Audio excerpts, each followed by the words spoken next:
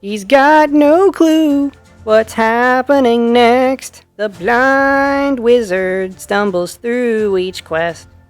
Magic's wild, memories hazy, but trust the vibe even if it's crazy. He's got a friend, she's small but wise. The prediction princess, the theories will arise. No spoilers, just fate. Let the story unfold. Blind reactions with a heart of gold. Hello YouTube, the Blind Wizard here. We are back with episode 11 of Demon Lore 2099. I don't need the note this time because it's the same message as the last episode about just finishing the season, get it all done, and that way we can move on with our backlog of stuff.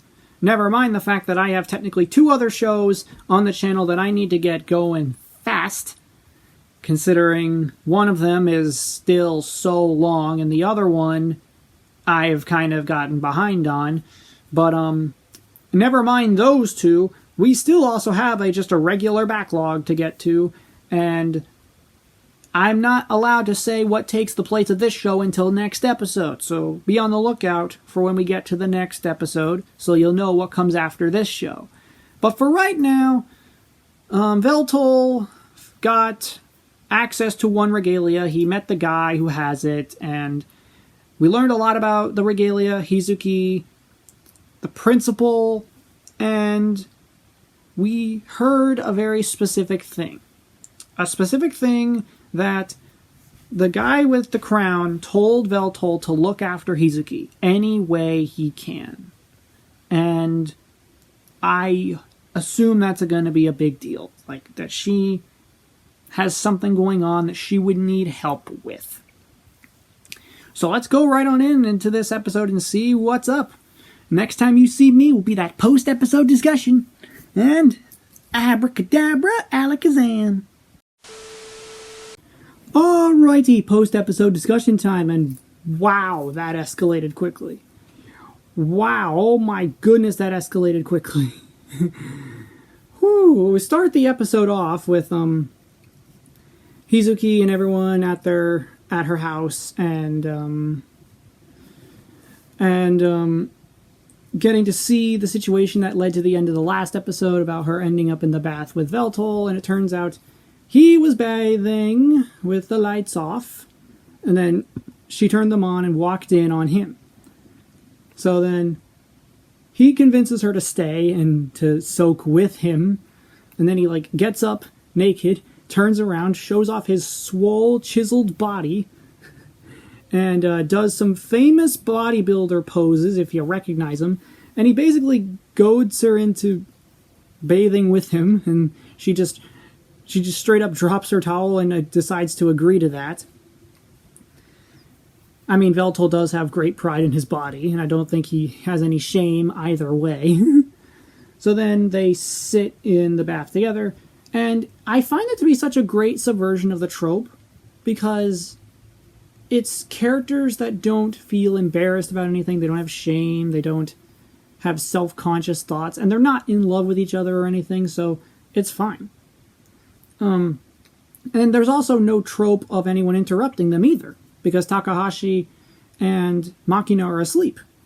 And what's great is, even though they are asleep, if they walked in on him or barged in on them, at all, I don't think they would care. Machina would just find it as an excuse to be next to a very handsome and hot Veltol, and Takahashi could probably care less.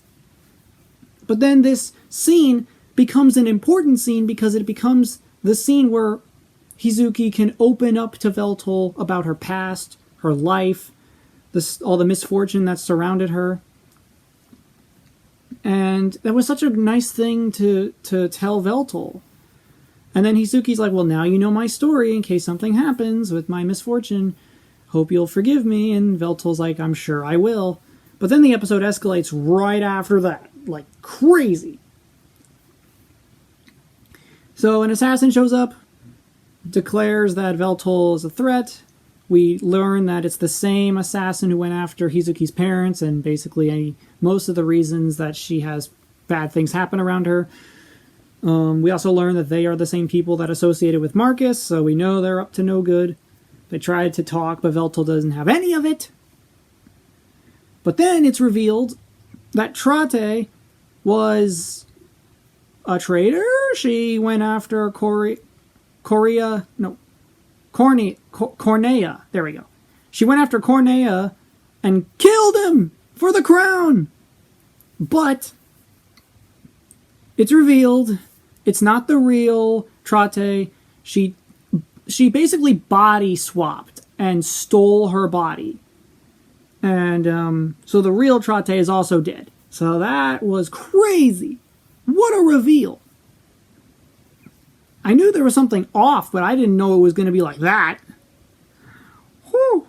But then we get an even crazier twist that I saw coming. I called it with the orb, that it was in Hizuki's eye. But I was not ready for the fact that their plan was to revive Meldia. I don't know what their goal is, of course. Why would they bring back a goddess? Why would they bring Meldia? Like, what were they after? Who knows? But man, what a way to just end the episode, because Meldia's back. This episode started off as just fun, small, nice moments, hanging out, bonding, friendships and stuff. And even a scene that doesn't feel like a bonding experience because it feels more like fan service, but it's well-written fan service because it's male fan service and female fan service. That's really cool. That it's able to do both and not just cater to one audience. I find that to be just so cool. But everything else about this episode was wild. It escalated so quickly out of nowhere. I was not prepared for that. So that'll be that. Can't wait to get to that finale and see where we go from here. Because what could she possibly want? What could Meldia want is the question.